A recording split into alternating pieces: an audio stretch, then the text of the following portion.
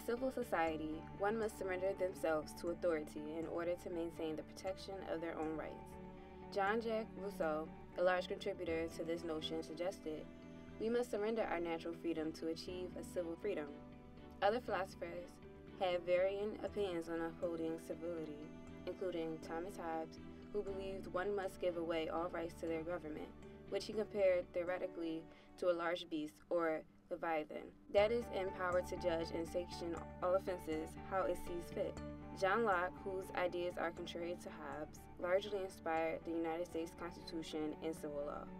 Locke believed all people are born with all inherent rights until they are seen unfit to have, and then they are taken away. To uphold the institutions of law, power, and human rights, police, military, and other such authorities are installed. With so many philosophies regarding power and law, how far does the power of law enforcement span? The duty of police is to protect and serve. As such, the following is the honor code of the International Association of Chiefs of Police.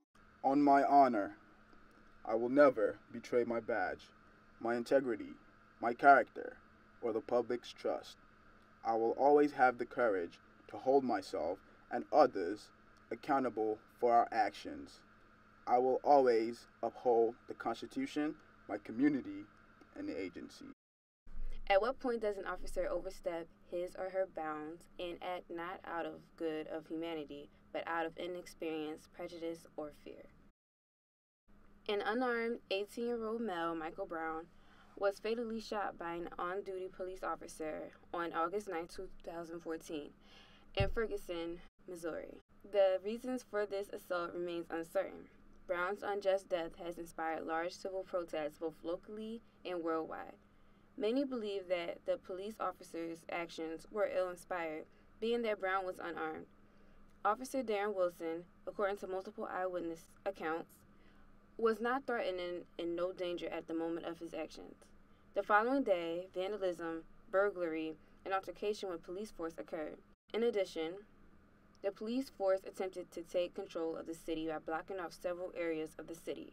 Riot squads were sent to Ferguson the following day, using tear gas and rubber bullets to subdue the rioters. Guns were used and many were arrested in this battle between the police and civilians, and in response, the National Guard was sent in.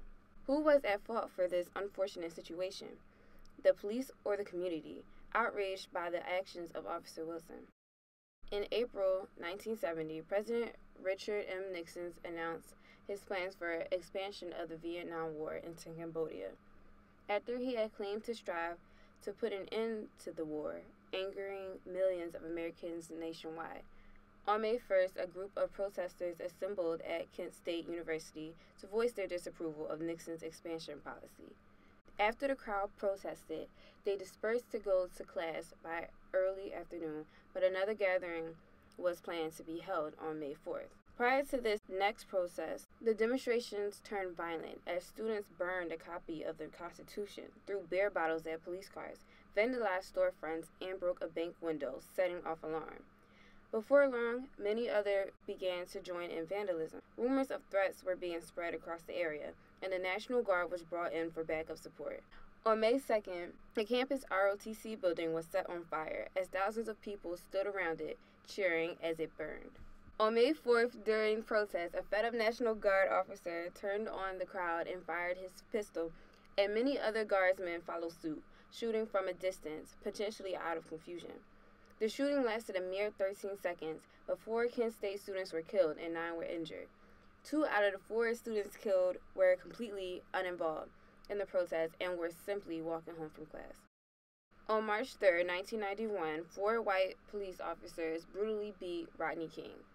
King had been driving under the influence and engaged police officers in a high-speed chase in hopes of avoiding reprimandation. The ruthless beating of King occurred after he was cornered and forced to leave his car. The violent nature of King's arrest led to his name becoming a battle cry against injustice. The inappropriate actions of the officers at fault became public due to a videotape recorded by a bystander. King sustained 50 baton blows and a shot from a stun gun. The LAPD officers were ultimately acquitted of the beating, which sparked the infamous LA riot. The actions of these police officers created a brutal image of how police work is done in the minds of many. The necessity of law enforcement in ensuring our society endures is understood.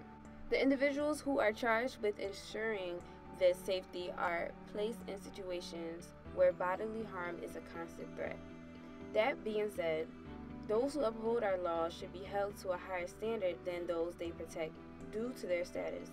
It is difficult to determine the ethical line between good and bad police behavior, but oversteps, like the events at Kent State, in Ferguson, and in Los Angeles, show us that there is great progress to be made towards creating an ethically sound law enforcement system in this country.